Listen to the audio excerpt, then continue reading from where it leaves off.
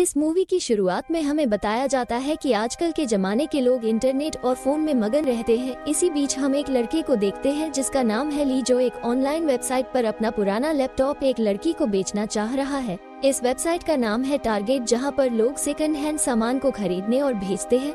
ये लड़का एक लड़की को अपना लैपटॉप भेजना पर आमादा हो जाता है और उसे अपना एड्रेस भी सेंड कर देता है। इसके बाद सीन शिफ्ट हो जाता है और हम अपने हीरोइन को देखते हैं जिसका नाम है जेनी, जो एक कंपनी में मैनेजर का काम करती है। इस वक्त जेनी गुस्से में होती है क्योंकि उसके वर्कर्स ने अपना काम ठीक तरीके से नहीं किया होता। जेनी उनको डांटती है और काम ठीक तरीके से करने का रहती है। इसी वजह से जेनी का बॉस भी उसे डांटा है और काम ठीक तरीके से करने को कहता है। इसके बाद लंच ब्रेक हो जाता है, जहाँ पर जेनी अपनी दोस्त डीजे से बात करती है। वो अपनी दोस्त को बताती है कि उसका वॉशिंग मशीन भी खराब हो गया है, लेकिन आजकल उसके पास पैसे बहुत कम है, इसीलिए वो नया वॉशिंग मशीन नहीं खरीद सकती। ये सुनकर जेनी की दोस्त बीजू उसे टारगेट वेबसाइट के बारे में बताती है, जहां पर जेनी को कम पैसों में सेकंड हैंड वॉशिंग मशीन मिल सकता है। इसके बाद हम फिल्म की शुरुआत में दिखाए जाने वाले लड़के ली को देखते हैं, जिसके मोबाइल फोन पर उसके खरीदार का मैसेज आता है। वो लड़की ली को बताती है कि उसका भाई उसका लैपटॉप लेने उसके एड्रेस पर आने वाला है और कुछ ही देर बाद उसके दरवाजे पर एक अजीब सा इंसान आता है, जो लैपटॉप लेने के बहाने उसके घर के अंदर आता है और फिर एक चोरी से ली को मार डालता है।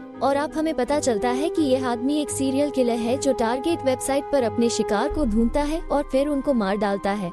लेकिन सिर्फ यही नहीं, ये सीरियल किलर उन लोगों को करने के बाद उनका सामान भी चुरा लेता है और फिर उनका टारगेट वेबसाइट पर भेजता है ताकि वो पैसे भी कमा सके। और अब हम देखते हैं कि जेनी भी टारगेट वेबसाइट पर अपने लिए एक सेकंड हैंड वॉशिंग मशीन खरीदने के लिए उसके ओनर को मैसेज करती है। और जब वॉशिंग मशीन उसके घर आ जाता है तब उसे पता चलता है कि वॉशिंग मशीन तो काम ही नहीं कर रहा। ये देखकर जेनी को गुस्सा आता है और वो वॉशिंग मशीन के ओनर को कॉल करती है, लेकिन ओनर जेनी की कॉल नहीं उठाता। तब उसे लगने लगता है कि उसने एक स्कैमर से सामान खरीदना है। इस कारण वो पुलिस स्टेशन जाती है और वॉशिंग मशीन के मालिक के खिलाफ शिकायत दर्ज कराती है।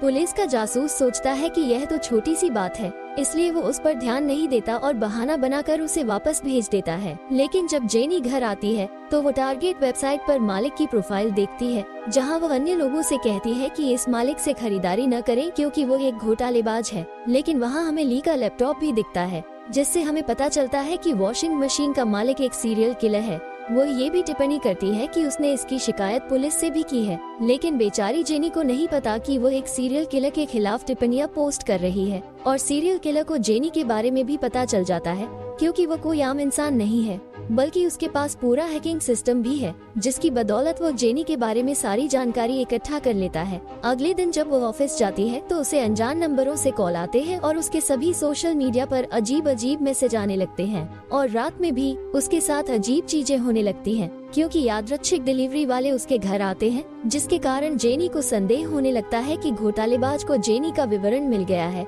और अब उसने उसे परेशान करना शुरू कर दिया है। वो दोबारा पुलिस स्टेशन जाती है और पुलिस को पूरी बात बताती है, लेकिन फिर भी पुलिस जासूस उससे कहता है कि वे मामले की जांच कर रहे हैं और वे जल्द ही घोटालेबाज को पकड़ लेंगे। उसी रात जब वो अपने दोस्त डीजेयू के साथ घूमने के बाद घर लौटती है तो हमें घोटालेबाज लड़का उर्फ सीरियल किलर दिखाई देता है, जो उस पर नजर रखता है।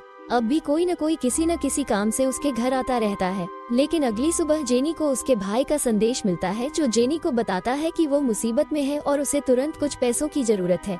जेनी अपने भाई को फोन करती है, लेकिन उसका नंबर बंद है। जेनी का मानना है कि यह सब घोटालेबाज द्वारा किया गया है, जो उसे परेशान कर रहा है किसी न किसी तरह। और उसी रात जब वो सो रही होती है तो उसे अपने घर के अंदर कुछ सुनाई देने लगता है। वो जल्दी से बाहर जाती है और देखती है कि उसके घर का स्वचालित दरवाजा खुला है। अचानक एक आदमी वहां आता है और जेनी से कहता है कि क्या यह वही लड़की है जिसके साथ रात बिताने के लिए उसने पैसे दिए थे। इन सब बातों से जेनी को गुस्सा भी आता है और डर भी लगता है। वो तुरंत पुलिस को बुलाती है ताकि वो आदमी वहां से चला जाए, लेकिन जैसे ही वह निकलता है जेनी के फोन पर एक टेक्स्ट मैसेज आता है, जिसमें लिखा होता है कि मैं आपसे मिलने के लिए 5 मिनट के भीतर आऊंगा। अब जेनी अपने होश खो बैठती है और वो 5 मिनट के लिए टाइमर सेट करती है और जैसे ही 5 मिनट खत्म होते हैं उसके घर का दरवाजा फिर से खुलता है। वहाँ एक और आदमी आता है और जैसे ही वो घर में प्रवेश करती है पुलिस जासूस समय पर पहुंच जाते हैं और उस आदमी को पकड़ लेता है। अगली सुबह हम देखते हैं कि पुलिस उस लड़के से पूछताछ कर रही है, जो अपने बचाव में कहता है कि उसे किसी ऐसे व्यक्ति ने भेजा था जिसे वह नहीं जानता, क्योंकि उसने पैसे के बदले में जेनी के साथ रात बिताने वाली लड़की के बारे में सुना था। उसी रात जेनी को फिर से संदेश मिलने लगे कि उसकी मृत्यु निकट है, क्योंकि अब वो जेनी के साथ गेम नहीं खेलना चाहता, वो ऊब गया है। जेनी पुलिस स्टेशन जाती है और उन्हें संदेशों के बारे में बताती है, लेकिन अब पुलिस ने सीरियल किलर के बारे में भी जानकारी जुटा ली थी, जिसके बाद वे उसके घर की ओर जाते हैं, जहां वे देखते हैं कि उसका कमरा पूरी तरह से खाली है, लेकिन वहां एक फ्रीजर पड़ा हुआ है। और जब जासूस दरवाजा खोलता है तभी वे सभी दंग रह गए, क्योंकि वहाँ एक शव पड़ा हुआ था। और तब उसे एहसास होता है कि यह किसी सीरियल किलर का घर नहीं बल्कि ली का घर है। पुलिस को ये भी एहसास है कि वे किसी आम घोटालेबाज की तलाश नहीं कर रहे हैं, बल्कि वे एक हत्यारे से निपट रहे हैं। वही पुलिस को ये भी पता चलता है कि हत्यारे ने जेनी के घर में एक स्पाई कैमरा लगाया है, जिससे वो उसकी जिंदगी के हर पल पर नजर रखता है। उसी रात जेनी को फिर से अपने घर में कुछ आवाज सुनाई देती है। उसे नींद नहीं आ रही है और वो अपने जीवन में चल रही हर चीज के बारे में सोच रही है। तभी अचानक जेनी का बॉस उसके दरवाजे पर आता है। वो जेनी से बात करना चाहता है और उसके घर के अंदर जाना चाहता है, लेकिन जेनी अभी बहुत डरी हुई है। वो अपने बॉस को घर के अंदर नहीं आने देती है, लेकिन उसका बॉस जिद करता है क्योंकि वो नशे में है, इसलिए वो जबरदस्ती अंदर आना चाहता है। लेकिन इस दौरान उसके हाथ भी घायल हो जाते हैं और फिर वह चला जाता है। तभी जेनी का ध्यान अपने घर की ओर जाता है, जहां उसे पता चलता है कि उसके घर का सामान अस्त व्यस्त है, जिससे पता चलता है कि वो अकेली नहीं है बल्कि उसके साथ कोई और भी है। अचानक उसके लैपटॉप की स्क्रीन ऑन होती है और वहां लिखा होता है कि आप आज जल्दी घर आ गए। वो फिर से पुलिस को बुलाती है और जब वे उसके घर आते हैं और जाँच करते हैं तो उन्हें पता चलता है कि हत्यारा बहुत शातिर है, क्योंकि उन्हें कोई उंगलियों के निशान नहीं मिले। इन सब बातों से जेनी का बुरा हाल हो जाता है। वो मानसिक रूप से काफी परेशान हो जाती है। उसके पास एक कॉल आती है जिसमें उससे कहा जाता है कि मुझे भी आपकी सारी बैंक डिटेल्स के बारे में पता है, और अपना सारा पैसा निकाल लेती है। फिर हम पुलिस अधिकारी को जेनी के घर के बाहर इंतजार करते हुए देखते हैं कि शायद वे हत्यारे को ढूंढ लेंगे। फिर अचानक हत्यारा पुलिसकर्मी पर हमला करता है। वो उसे बेहोश करने में सफल हो जाता है और फिर उसे मारने की योजना बनाता है, लेकिन एक अन्य वाहन वहाँ से गुजरने लगता है, जिसके कारण वो पुलिस को नहीं मार पाता है और फिर वो जेनी के घर की ओर जाने लगता है। उसे देखकर लग रहा है कि शायद वो आज जेनी को मारने के मूड में है। जैसे ही वो जेनी के घर का दरवाजा खोलने लगता है, जेनी का बॉस भी वहां आ जाता है और जेनी से उस दिन के व्यवहार के लिए माफी मांगता है। फिर जब वो जेनी के घर के सामने हत्यारे को देखता है तो वो सोचने लगता है कि शायद वो जेनी का प्रेमी है। वो बहुत क्रोधित हो जाता है और उसे गाली देना शुरू कर देता है, और हत्यारा जो चुपचाप उसकी बकवास सुन रहा होता है, अचानक अपने पास से एक बड़ा चाकू निकाल लेता है जैकेट और बॉस को बेरहमी से चाकू मारा, जिससे उसकी मौत हो गई। तभी हमारी नजर जेनी पर पड़ती है जो अपने घर में सोफे पर बैठी है।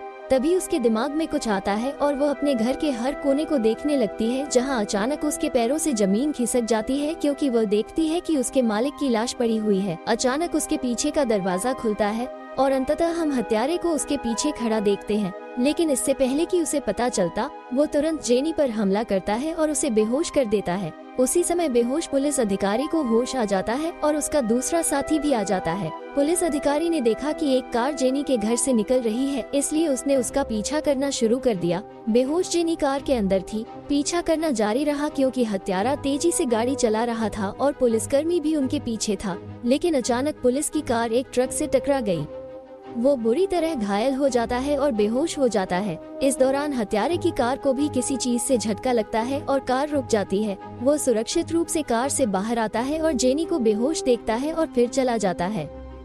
फिर हम उस पुलिस अधिकारी को देखते हैं जो अस्पताल में जेनी के साथ है। वो कुछ दिन अस्पताल में बिताती है और जब उसे अस्पताल से छुट्टी मिलती है तो वो इस सीरियल किलर को ढूंढने की कसम खाती है। इसलिए वो पुलिस के साथ एक योजना बनाता है, इस उम्मीद में कि वे हत्यारे का पता लगा सके। वे उस वेबसाइट पर एक फर्जी प्रोफाइल बनाते हैं और उस पर एक लड़की की तस्वीर अपलोड करते हैं। अंततः वे उस हत्यारे तक पहुंच जाते हैं जो इस नकली प्रोफाइल से एक उत्पाद खरीदना चाहता है। फिर जेनी अपना भेष बदलकर सामान बेचने के लिए हत्यारे से मिलने जाती है, लेकिन तभी उसे एहसास होता है कि जरूर कुछ गड़बड़ है, इसलिए वो वहाँ से निकलने का बहाना ढूंढती है, क्योंकि जेनी को भी एहसास होता है कि शायद हत्यारे को उनके बारे में पता चल गया है। जेनी भागकर कहीं छिप जाती है और मदद के लिए पुलिस को बुलाती है, लेकिन वह हत्यारा फिर से जेनी पर हमला करता है और उसे बेहोश कर देता है और फिर उसे अपने साथ ले जाता है। फिर जब जेनी को होश आता है तो वो अपने सामने हत्यारे को देखती है जिसके हाथ में एक कुल्हाड़ी है जिससे वो जेनी को मारने वाला है। लेकिन तभी पुलिस अधिकारी वहां पहुंच जाता है और वह हत्यारे को पकड़ने लगता है। वे दोनों एक दूसरे से लड़ते हैं और एक दूसरे को नष्ट कर देते हैं, लेकिन किसी तरह हत्यारा पुलिस अधिकारी को हरा देता है। लेकिन फिर जेनी के हाथ में एक कील मशीन आती है जो सीधे हत्यारे के शरीर में कील ठोकती है, लेकिन हत्यारा इतना शक्तिशाली है कि वो उसे इतनी आसानी से नहीं मार सकता।